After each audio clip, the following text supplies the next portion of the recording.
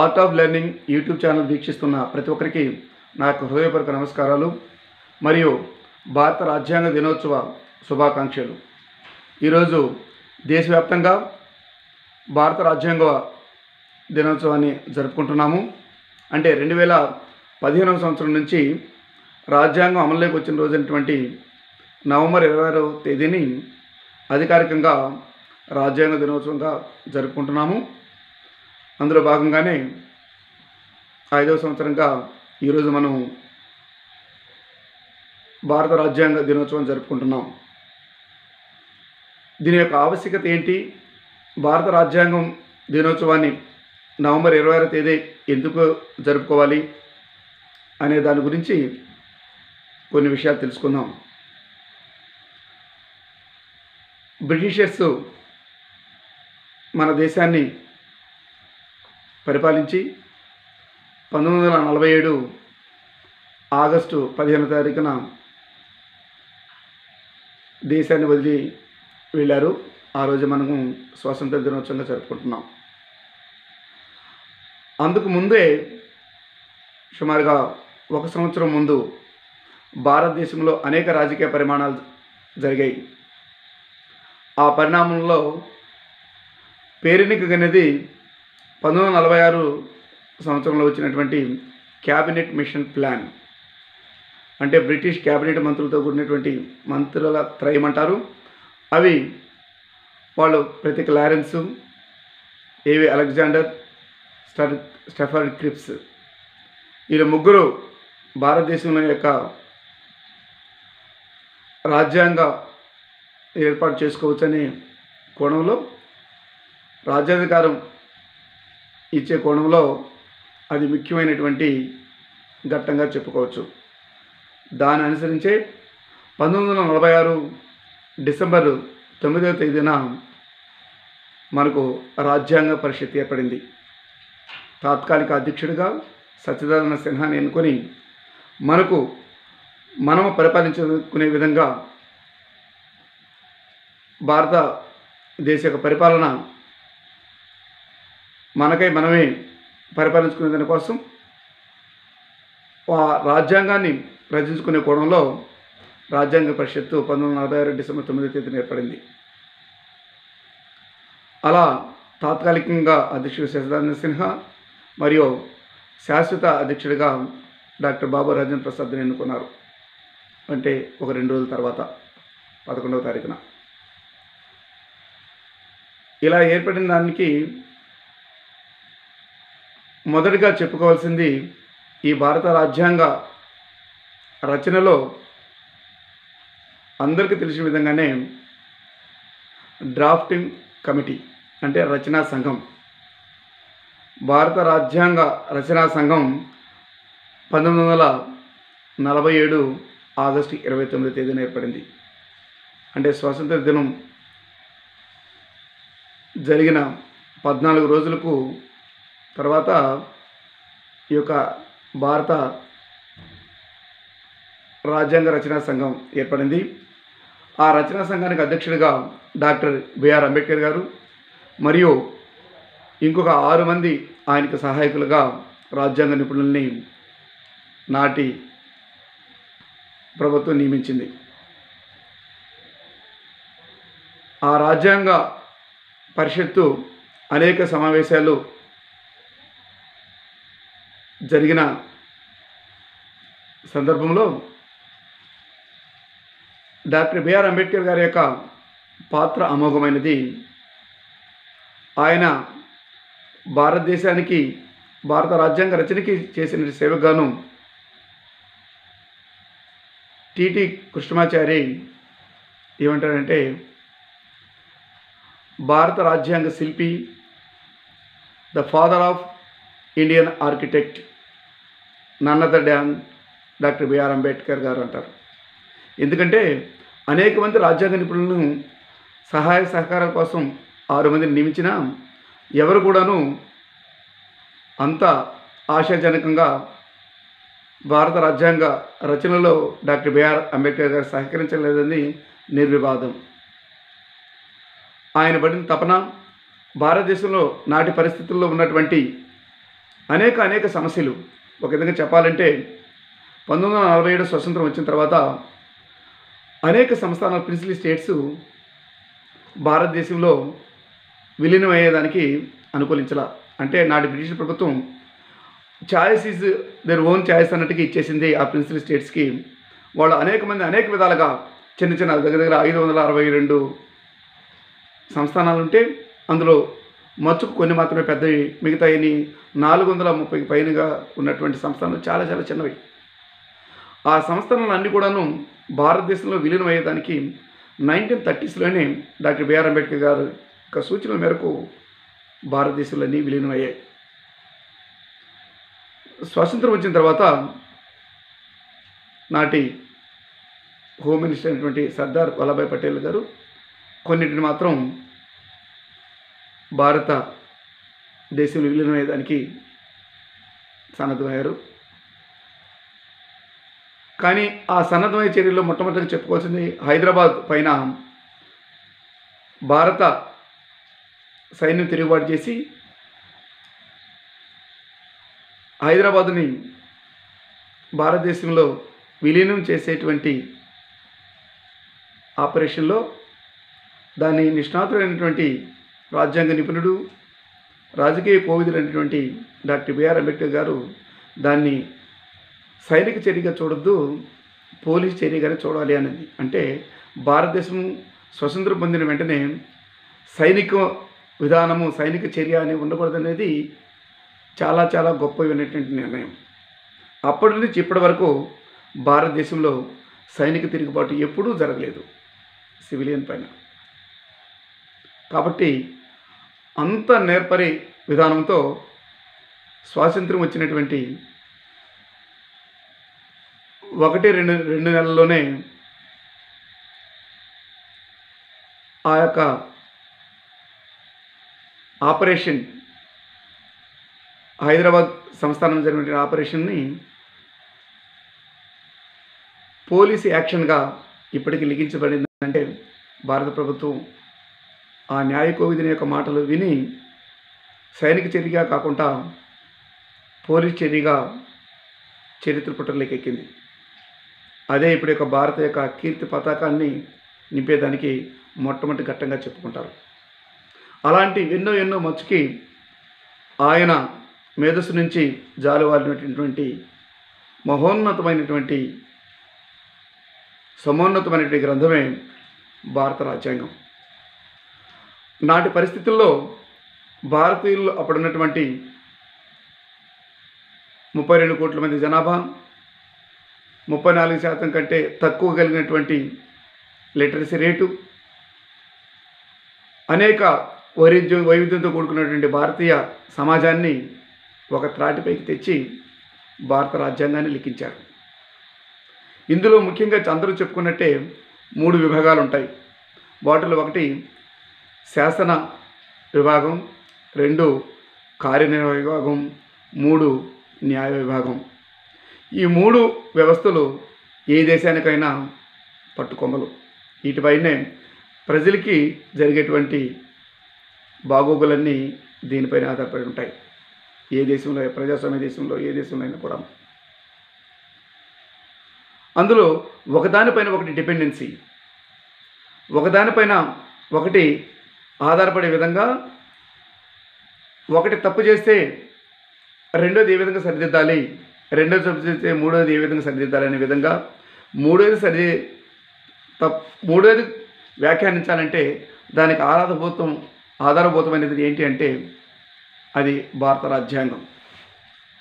అంటే ఇప్పుడు మనం అనుకున్నట్టు శాసనకర్తలైనటువంటి ఎంపీలు, ఎమ్మెల్యేలు కానీ, కార్యనిర్వాహక వర్గమైనటువంటి prime minister of India, chief minister of the particular state, concern ministers ఎవరన్నా కూడాను ఏదన్నా మిస్టేక్ జరిగితే దాన్ని అంతిమంగా వ్యాఖ్యానించేదానికి సుప్రీంకోర్టు ఉంటుంది. ఆ సుప్రీంకోర్టు, హైకోర్టు చెప్పినటువంటి ఏ విషయాలను కూడాను ఎవరు కూడాను ఖండించేదానికి లేదన్నట్టుగా ఉంటుంది. అభిప్రాయం వెలబుచ్చచ్చు కానీ తప్పు అన్నట్టుగా చెప్పకూడదు భారత రాజ్యాంగాన్ని అనుసరించి. ఆ సుప్రీంకోర్టు, హైకోర్టు కూడాను దేన్ని కోట్ చేస్తూ చెప్తుందంటే మీరు భారత రాజ్యాంగాన్ని అనుసరించి ఫలానా ఆర్టికల్ ప్రకారం మీరు ఇది చేసి ఉండాల్సింది కాదు, దీన్ని మార్పు చేయాలి అని కోట్ చేస్తుంది. అంటే ప్రతి ఒక్కరూ కూడా రాజ్యాంగానికి భద్రమై ఉండాలి. ఆ రాజ్యాంగం అమలులోకి వచ్చే నాటికి పరిస్థితులు అనేక చిన్న భిన్నాలుగా ఉన్నాయి. అనేక నలుమూలలు ఉన్నటువంటి భారతదేశం యొక్క సామాజిక, ఆర్థిక, రాజకీయ విషయాల్ని క్రోడీకరించి మహోత్కృష్ట గ్రంథంగా లిఖించారు డాక్టర్ బిఆర్ అంబేద్కర్ గారు. అందులో అనేక విభాగాలు, ఆనాటికి 395 ఆర్టికల్స్, 22 భాగాలు, 8 షెడ్యూల్స్తో నిండుకున్నటువంటి ఆ భారత రాజ్యాంగం నేడు 395 ఆర్టికల్స్ నంబర్డ్గా ఉంటాయి. నంబర్ ఆఫ్ ఆర్టికల్స్ అనేవి ఇప్పుడు దగ్గర 470 పైన చేరాయి. షెడ్యూల్స్ కూడాను ఇంతకుముందు 8 షెడ్యూల్స్ ఉంటే ఇప్పుడు 12 షెడ్యూల్స్గా మారాయి. భాగాలు అంతకుముందు 22 ఉంటే ఉభయ భాగాలతో కలిపి ఇప్పుడు 25 దాకా కూడా ప్రజెంట్ కండిషన్లో ఉన్నాయి. దానికి అదే చెప్తాడు ఆయన, రాజ్యాంగం వైఫల్యం చెందితే అది రాజ్యాంగాన్ని నిందించడం కాదు, దాన్ని రాజ్యాంగాన్ని అమలు జరిపే వాళ్ళదే ఆ యొక్క నిందన మోపాలని చెప్పారన్నమాట. అంటే పోసకొచ్చినట్టుగా రాజ్యాంగంలో ఒక ప్రవేశికాన్ని, రాజ్యాంగం యొక్క ఆత్మ అంతా ఆ ప్రవేశికలో ఉందని చెప్తాడు డాక్టర్ బిఆర్ అంబేద్కర్ గారు. అందరూ అనేక విధాలుగా ఆ ప్రవేశికల పైన వ్యాఖ్యానించారు. ఆ ప్రవేశిక ఒక విధంగా చెప్పాలంటే అది preamble, introduction to the Indian constitution. దాన్ని ఏ విధంగా చెప్తాడంటే, ఆ చెప్పే దాంట్లో ఉన్నటువంటి ఆ ఒక పేజీలో ఉన్నటువంటి ఆ ఇంట్రడక్షనే భారతదేశంలో జరిగేటువంటి అన్ని విధి విధానాలకంతా కూడాను ఆ ఒక్క పేజీలోనే చూపించారు. అదే ఎంత చక్కగా ఉంటుందంటే, భారతీయులు ప్రతి ఒక్కరు కూడాను అనుదినము ఒక ప్రతిజ్ఞాపూర్వకంగా ఆ ప్రియాంబుల్ నేర్చుకోవాలి. విద్యార్థులు కానీ, అనేక మంది నిష్ణాతులు కానీ, జిజ్ఞాస కలిగించిన ప్రతి ఒక్కరు కూడాను తప్పకుండా ఆ యొక్క ప్రియాంబుల్ అనేది అనుదినము మననం చేసుకోవాలి. అది ఒకసారి పరిశీలిస్తే ఎలా ఉంటుందంటే, ఎలా స్టార్ట్ అయ్యి ఎలా ఎండ్ అవుతుందో చాలా అమోఘంగా ఆ ఒక్క పేజీలో చూపించారు డాక్టర్ బిఆర్ అంబేద్కర్ గారు. దాన్ని పార్లమెంటు యొక్క రాజ్యాంగ పరిషత్ సమావేశంలో భారత రాజ్యాంగం అమలు జరిగేటువంటి రోజు, చట్టబద్ధమైనటువంటి ఈ రోజు అయినటువంటి నవంబర్ 26 తేదీ, అంటే 71 సంవత్సరాల క్రితము 1945 సంవత్సరంలో పార్లమెంట్లో చట్టబద్ధం అయ్యేటప్పుడు చెప్పినటువంటి వాక్యాలని మనం ఒకసారి మననం చేసుకుందాం. ఏంటంటే, we the people of India having solemnly resolved to constitute India into sovereign democratic republic to secure its all to its citizens justice, social, economic and political liberty of thought, expression, belief, faith and worship, equality of status and of opportunity, and promote to among them all fraternity, assuring the dignity of the individual and unity of the nation. In our Constituent Assembly, this 26th day of November 1949, do hereby adapt, enact to give ourselves this constitution అని అంత చక్కగా వివరించారు. అంటే start చేయటంలోనే భారత పౌరులైనటువంటి మేము అని చేసి దానికి అనేక విధంగా, ఒక విధంగా చెప్పాలంటే మనము ఎలా సావరెన్ డెమోక్రటిక్ రిపబ్లిక్ అన్నారు. అంటే అప్పటికి ఏంటంటే సార్వభౌమ, సౌభ్రాతృత్వంతో కూడినటువంటి ఈ యొక్క గణతంత్ర రాజ్యంగా చెప్పుకున్నారు. కాలక్రమేణా 1976 నవంబరు 1976 42వ రాజ్యాంగ సవరణతో సోషలిస్ట్ సెక్యులర్ అనే 2 పదాలు అంటే సామ్యవాద, లౌకిక అనే పదాలు చేర్చబడ్డాయి. అదేవిధంగా యూనిటీ అనే దగ్గర ఇంటిగ్రిటీ అనేది కూడా చేర్చడం జరిగింది. అంటే 3 పదాలు 42వ రాజ్యాంగ సవరణ ద్వారా భారత రాజ్యాంగంలో అది ఒక్క సవరణే ప్రవేశిక జరిగింది. ఆ 3 పదాలు చేర్చడం తర్వాత ఇప్పటికీ ప్రవేశికలంటూ ఎటువంటి మార్పులు జరగలేదు.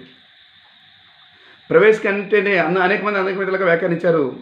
ఆయన ప్రవేశికని soul of the Indian constitution అని చెప్పారు. ఆత్మ వంటిది.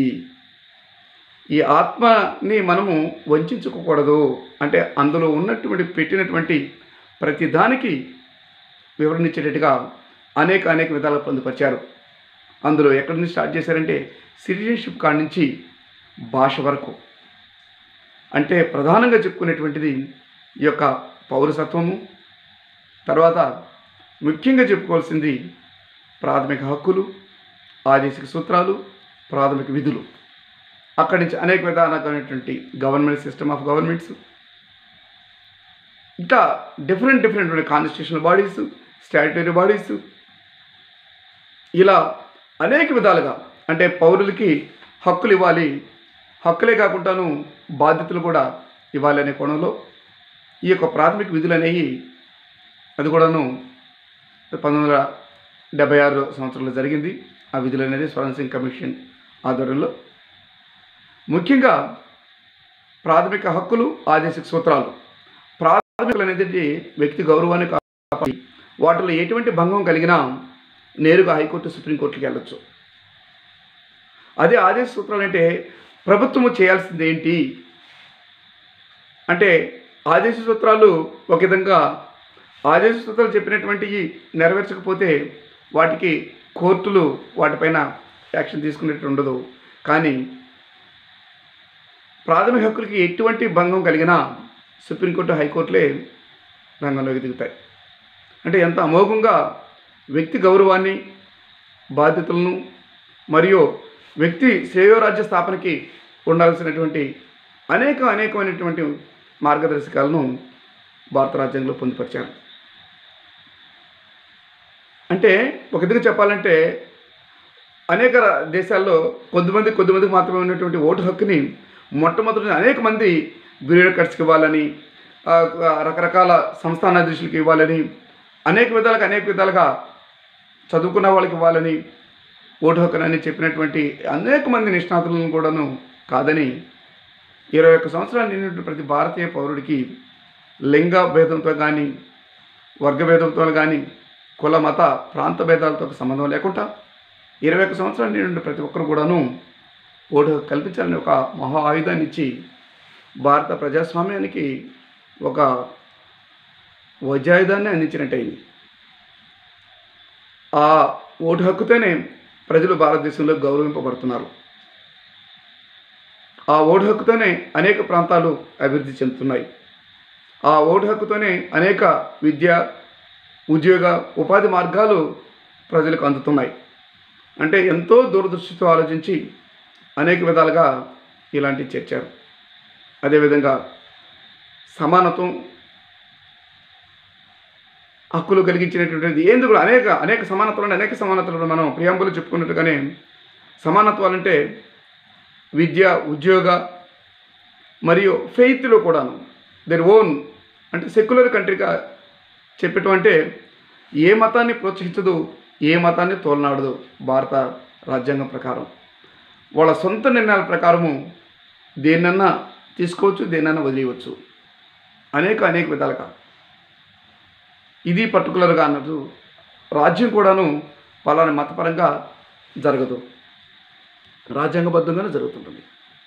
కాబట్టి ఈ రాజ్యాంగం ప్రకారం జరుగుతుంది కాబట్టి కులమత ప్రాంతాలకు సంబంధం లేకుండా ప్రతి ఒక్కరు కూడాను రాజకీయంగా ఆయన ఏ ప్రాంతం నుంచైనా కానీ, ఏ మతమైనా కానీ, ఏ కులమైనా కానీ వాళ్ళకు రాజకీయ పార్టీలు ఏర్పాటు చేసుకొని ఆ పార్టీలో మెజార్టీ వచ్చినటువంటి వ్యక్తులకి ప్రధానమంత్రులు ముఖ్యమంత్రులు అవుతున్నారు. అదే ఇంతకుముందు ఉన్నటువంటి 1950కి ముందు ఉన్నటువంటి రాజ్యాంగ అమలు జరగక ముందు ఉన్నటువంటి విధానము పర్టికులర్ వ్యక్తులు మాత్రమే రాజ్యాన్ని పరిపాలించేవారు. ఇప్పుడు ఎవరైనా కూడాను సామాన్య వ్యక్తులు కూడాను ప్రధానమంత్రులు ముఖ్యమంత్రులు అయ్యే స్థాయికి భారత రాజ్యాంగం నడపబడుతుంది. ఇది మన భారతదేశ రాజ్యాంగం అనేది లిఖిత రాజ్యాంగంలో చాలా పెద్దది. మిగతా దేశాలతో పోల్చినప్పుడు మన రాజ్యాంగం ఇప్పటికి కూడాను ఎక్కడ కూడా ప్రజాస్వామ్యం పరిపాలన తప్పించి మిలిటరీ రూల్ అనేది ఇంతవరకు రాలేదు. కానీ మన చుట్టుపక్కల ఉన్నటువంటి అనేక దేశాలు చుట్టుపక్కల మన భారతంలో ఉన్నటువంటి అనేక తెచ్చుకున్నప్పుడు హిందూ రాజ్యం అయినటువంటి నేపాల్లో కానీ, ముస్లిమ్స్ మెజారిటీ ఉన్నటువంటి పాకిస్తాన్లో కానీ, బంగ్లాదేశ్లో కానీ, అదేవిధంగా శ్రీలంకలో కానీ, ఆఫ్ఘనిస్తాన్లో కానీ ప్రతి దగ్గర సైనిక తిరుగుబాటు, సైనిక చర్య జరిగాయి. కానీ ఇంచుమించుగా అదే సంవత్సరాల్లో స్వాతంత్రం పొందినటువంటి భారతదేశంలో భారత రాజ్యాంగం అమల్లోకి వచ్చిన తర్వాత ఇప్పటికీ కూడాను మిలిటరీ రాజ్యం అనేది రాలేదు. అది రాజ్యాంగం యొక్క గొప్పతనం. దానివల్లనే కొలంబియా యూనివర్సిటీలో విద్యను అభ్యసించినటువంటి డాక్టర్ బిఆర్ అంబేద్కర్ గారు వాళ్ళ యొక్క క్యాంపస్ ముందు ప్రపంచ చరిత్ర మార్చినటువంటి ఓల్డ్ స్టూడెంట్స్ లిస్టులో చూస్తే వాళ్ళ ఫస్ట్ స్టూడెంట్గా డాక్టర్ బిఆర్ అంబేద్కర్ గారి యొక్క పేరునే అక్కడ వాళ్ళ నోటీస్ బోర్డులో లిఖించడం జరిగిందనేది అనేక పత్రికల ద్వారా మనకు తెలుస్తుంది. అంటే ఇప్పుడు మామూలుగాను ప్రతి ఒక్క దాంట్లో అప్పుడు 90s, 30s, 40sలో ఉన్నటువంటి జరిగినటువంటి విషయాల్లో అనేకం భారత రాజ్యాంగంలో చొప్పించబడ్డాయి. అందులో మొట్టమొదటి 1935 గవర్నమెంట్ ఆఫ్ ఇండియా యాక్ట్, 1935 భారత ప్రభుత్వ చట్టం ప్రకారంలో ఉన్నటువంటి అనేక విషయాలు. అంటే అప్పుడు మన స్వతంత్రం కూడా రాలేదు, ఇంకా 12 సంవత్సరాలు తర్వాత వచ్చింది. దాంట్లో అన్ని మెజార్టీ తీసుకొచ్చి రాజ్యాంగంలో పెట్టాడు, భారతదేశం యొక్క భవిష్యత్తును ఉపయోగంలోకి తీసుకొని. కాబట్టి ఈరోజు భారత రాజ్యాంగ దినోత్సవంగా జరుపుకున్నామంటే మన యొక్క భారతీయుల యొక్క పూర్వజన్మ సుకృతంగా, ఇంత ప్రజాస్వామ్యయుతంగా, ఇంత ఈక్వాలిటీగా అనేక దేశంలో ఇప్పటికి అనేక అసమానతలు ఉన్నాయి, అనేక వైరుధ్యాలు ఉన్నాయి. కానీ భారత రాజ్యాంగాన్ని అనుసరించి ప్రతి ఒక్కరూ భద్రమై ఉండాలి. దాని ప్రకారమే సుసంపన్నంగా భారతదేశం అభివృద్ధి చెందుతుంది. రాబోయే తరాలు కూడాను అనేక విధాలుగా వాళ్ళ సొంత నిర్ణయాలుగా అనేక విధాలుగా నేర్చుకుంటుంటారు. కానీ భారత రాజ్యాంగం యొక్క గొప్పతనాన్ని, భారత రాజ్యాంగం మనకు ప్రతిరోజు మనకు జరుగుతున్నటువంటి day to day life, science ఏ విధంగా మూవ్ అవుతుంటుందో మన ఫిజికల్కి మెంటల్కి సంబంధించిన విధానాల్లో, కానీ మన యొక్క శ్రేయ రాజ్యంలో మన యొక్క వ్యక్తి పరిపాలనలో కానీ, మన వ్యక్తి ఎదుగుదలలో కానీ నేర్చుకోవాల్సింది భారతీయ పౌరులుగా భారత రాజ్యాంగాన్ని ప్రతిరోజు మనం మననం చేయాలి. ప్రియాంబుల్ ప్రతిరోజు చూసుకోవాలి. అంటే ప్రియాంబుల్ మనం తెలుసుకుంటామంటే ఏంటంటే అది భారతదేశం యొక్క ఔన్నత్యం అనుక్షణం గుర్తుంచుకునేటట్టు. మనం ప్రతిరోజు మతాల పరిస్థితులు బట్టి ప్రార్థనలు ఏ విధంగా, పూజలు ఏ విధంగా చేస్తారో భారత రాజ్యాంగం కూడాను ఆ విధంగా భక్తిపూర్వకంగా చూడాలి. ఎందుకంటే మన భారతదేశంలో రాజ్యాంగ పరంగా అంత గర్వంగా ప్రతి ఒక్కరు కూడాను దాని ప్రకారమే నడుచుకుంటున్నారు. మనము రేపు భవిష్యత్తులో ఉద్యోగస్తులుగాను, రాజకీయ నాయకులుగాను, వ్యాపారవేత్తలుగాను అనేక విధాలైనటువంటి నేటి యువతరం మొట్టమొదటిగా తెలుసుకోవాల్సింది భారత రాజ్యాంగం యొక్క ఔన్నత్యం, భారత రాజ్యాంగం యొక్క విపులతగా ప్రతి ఒక్కరు తెలుసుకోవాలి. కాబట్టి 2015 నుంచి భారత రాజ్యాంగం ఆమోదించబడినటువంటి రోజున ఇండియన్ కాన్స్టిట్యూషన్ డేగా జరుపుకుంటున్నాం. ఈరోజు 71వ ఇండియన్ కాన్స్టిట్యూషన్ డేని జరుపుకుంటున్నాం. ఒక విధంగా దాని ముందు కొంచెం బ్రీఫ్గా చెప్పుకోవాలంటే 1946 డిసెంబర్ 9వ తేదీన రాజ్యాంగ పరిషత్ ఏర్పడింది. అక్కడి నుంచి 1947 ఆగస్టు 29 డ్రాఫ్టింగ్ కమిటీ ఏర్పడింది. డాక్టర్ కమిటీ చైర్మన్గా డాక్టర్ బిఆర్ అంబేద్కర్ గారు మరియు 6 మంది సభ్యులు సహాయకులుగా నియమించబడ్డారు. అప్పటి నుంచి 1949 నవంబర్ 26 వరకు రాజ్యాంగ రచన జరిగింది. దానికి అనేకమైనటువంటి సమావేశాలు జరిగాయి. ఒక 11 సమావేశాల వరకు. దానికి అనేక డిబేట్లు జరిగాయి. ప్రతి డిబేట్లోనూ అనేక మంది నిష్ణాతులు చేసినటువంటి ప్రశ్నలకు డాక్టర్ బిఆర్ అంబేద్కర్ గారు అనర్గళంగా సమాధానం చెప్పి మెప్పు పొందారు. ప్రతిదాన్ని అందరూ కూడా చర్చించుకొని నిష్ణాతులుగా ఉన్నటువంటి రాజకీయ నాయకులు మరియు రాజ్యాంగ నిపుణులు వాళ్ళందరినీ యాక్సెప్టెన్స్ చేసి భారతదేశానికి ఏమైతే భవిష్యత్తు భారతానికి ఏవైతే కావాలో దాని అన్నిటినీ రాజ్యాంగంలో ఆ యొక్క 22 భాగాలు 8 షెడ్యూళ్ళు 395 ప్రకటనలో నిక్షిప్తం చేశారు. అలా 1949 నవంబర్ 26 పూర్తయిపోయింది. పూర్తయిపోయినట్టే రాజ్యాంగం అంటే లెక్క ప్రకారం మన 1946 డిసెంబర్ 9న రాజ్యాంగ పరిషత్ ఏర్పడింది కాబట్టి ఆ రోజు నుంచి లెక్కలకి తీసుకుంటారు. యాక్చువల్గా డ్రాఫ్టింగ్ కమిటీ ఏర్పడింది 1947 ఆగస్టు 29 రచనా సంఘం ప్రారంభమైంది. కానీ ముందు నుంచే రాజ్యాంగ పరిషత్ ఏర్పడినప్పటి నుంచే దాని యొక్క రోజులు తీసుకుంటారు కాబట్టి 2 సంవత్సరాల 11 నెలల 18 రోజులు పట్టింది భారత రాజ్యాంగ రచనకి. అంటే 1948 లీఫ్ ఇయర్ వస్తుంది కాబట్టి 18 రోజులు అనేది ఒక రోజు ఎక్స్ట్రా వస్తుంది. కొంతమంది 17 రోజులు అనుకుంటారు, 2 సంవత్సరాల 11 నెలల 17 రోజులు అనుకుంటారు. కానీ యాక్చువల్గా 2 సంవత్సరాల 11 నెలల 18 రోజులు అనేది యాక్చువల్. ఇలా జరిగినటువంటిది ఇమీడియట్గా వెంటనే మనకు అమలు జరపాలి కదా అనే ఒక డౌట్ వస్తుంటుంది. కానీ మన రాజ్యాంగం పూర్తిగా అమల్లోకి వచ్చింది ఎప్పుడంటే 1950 జనవరి 26, అంటే కరెక్ట్గా 2 నెలల తర్వాత రాజ్యాంగం పూర్తిగా అమల్లోకి వచ్చింది. ఎందువల్ల వెంటనే అమలు జరుపుకుంటా అంటే చిన్న ఈ 2 నెలలు మాత్రం కొన్ని అమలు జరిపారు. సిటిజన్షిప్ కానీ ఎలక్షన్స్ కానీ అలాంటివి మాత్రం జరిపారు. కానీ పూర్తిగా అమల్లోకి వచ్చినటువంటి రోజు ఎప్పుడంటే 1950 జనవరి 26. ఆ రోజు ఎందుకు జరుపుకోవాలంటే దానికి ఒక చారిత్రక నేపథ్యం ఉంది. ఆ చారిత్రక నేపథ్యం ఏంటంటే మనల్ని బ్రిటిష్ పరిపాలిస్తున్నప్పుడు ఫ్రీడమ్ మూమెంట్లకు ఎంటర్ అయిన తర్వాత 1885 డిసెంబర్ 28 తేదీన ఐఎన్సీ ఏర్పడింది, ఇండియన్ నేషనల్ కాంగ్రెస్. డిసెంబర్ 28 తారీఖున 1885లో బాంబేలో ఒక మొట్టమొదటి సమావేశం ఏర్పాటు చేశారు. ఆ సమావేశంలో అందరూ తెలిసిన ఏఓ హూమ్ అంటే బ్రిటిష్ అధికారి ఏర్పాటు చేశారు. దానికి డబ్ల్యూసి బెనర్జీ మొదటి అధ్యక్షుడిగా, ఐఎన్సీ ఇండియన్ నేషనల్ కాంగ్రెస్గా ఎన్నికబడ్డారు. అప్పటి నుంచి ప్రతి సంవత్సరమును అనేక పేరుని కలిగినటువంటి పట్టణాల నగరాల్లో ఈ యొక్క ఇండియన్ నేషనల్ కాంగ్రెస్ సమావేశాలు జరుగుతూ ఉన్నాయి. భారతదేశం యొక్క మనం పోరాటం ఏంటి, మనం మన హక్కులు సాధించుకునే దానికి ఏంటి, మన స్వతంత్రం పొందుకునే దానికి ఏంటి, అనేక కోణాలు ఇలా జరుగుతూ ఉన్నప్పుడు 1929 లాహోర్లో అంటే నేటి పాకిస్తాన్ నాటి భారత యూనియన్కి సంబంధించినటువంటి భారతదేశంగా ఉన్నటువంటి రోజుల్లో 1929 జనవరిన రావి నడి ఒడ్డున లాహోర్లో ఒక సమావేశం జరుగుతుంది. ఆ సమావేశంలో దానికి అధ్యక్షుడిగా జవహర్లాల్ నెహ్రూ ఉంటారు.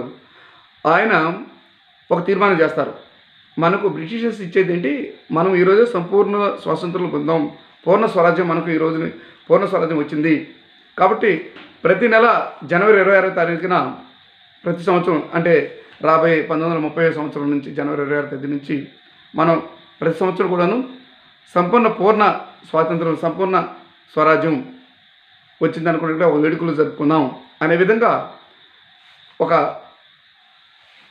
వాతావరణాన్ని సృష్టిస్తారు. దాంతో ప్రతి సంవత్సరము అంటే 1930, 31, 32 ఇలా జరుగుతూ వస్తుంది. కాబట్టి మనకు ఈ కోణంలోనే ఈ సైకిల్లో 1949 నవంబర్ 20 పూర్తయిపోయిన భారత రాజ్యాంగం రచించడం, మనం 1930 నుంచి సంపూర్ణ స్వరాజ్యం అనేది జనవరి 26 జరుపుకుంటున్నాం. కాబట్టి అలా ఈ 2 నెలలు కొంచెం పోస్ట్పోన్ చేసుకుని ఆ రోజుగా జరుపుకుంటే మనకు మంచి సార్థకత ఉంటుందని నిపుణులంతా ఆలోచించుకొని 1950 జనవరి 26న భారత రాజ్యాంగం పూర్తిగా అమలు జరిగిన రోజుగా నిర్ణయించుకున్నాం. ఆ రోజునే రిపబ్లిక్ డేగా కీర్తింపబడుతుంది. అంటే రిపబ్లిక్ అంటే ఎలక్టెడ్ ప్రెసిడెంట్ అంటే గణతంత్ర రాజ్యంగా రిపబ్లిక్ ఆఫ్ ఇండియాగా ఆ రోజు ఏర్పడింది. అంటే ఎవరి మీద ఏ చట్టాల మీద ఆధారపడకుండా మనం రచించుకున్నటువంటి భారత రాజ్యాంగాన్ని అనుసరించి మన సార్వభౌమాధికారాన్ని కాపాడుకుంటూ ఆ రోజు నుంచి భారత రాజ్యాంగం చాలా సమున్నతంగా నడపబడుతుంది. దీనన్నిటికీ అనేక మంది నిష్ణాతులు ప్రయత్నించారు. కానీ భారత రాజ్యాంగ నిర్మాత, భారత రాజ్యాంగ శిల్పి అయినటువంటి డాక్టర్ బిఆర్ అంబేద్కర్ యొక్క కీర్తి, ఆయన యొక్క మేధస్సు దేశంలోనికి ప్రతి ఒక్క యువతకు కానీ ప్రతి కార్యక్రమంలో ఆయన ప్రమేయం లేనిదంటూ లేదు. అలా లేదంటే అది అతిశక్తి. అంటే అనేక కులాలు, మతాలు, వర్గాలు, ప్రాంతాలకు అతీతంగా ప్రతి ఒక్కరూ కూడాను కొనియాడదగినటువంటి మహానుభావుడు మనకు అందించినటువంటి ఈ యొక్క భారత రాజ్యాంగాన్ని ప్రతి ఒక్క విద్యార్థి, యువత ప్రతి ఒక్కరూ తెలుసుకొని మంచి నిష్ణాతులుగా తయారయ్యి భారతదేశాన్ని సుసంపన్నమైనటువంటి దేశంగా తయారు చేయాలని ఆశిస్తూ ఇంతతో ముగిస్తున్నాను. నమస్తే.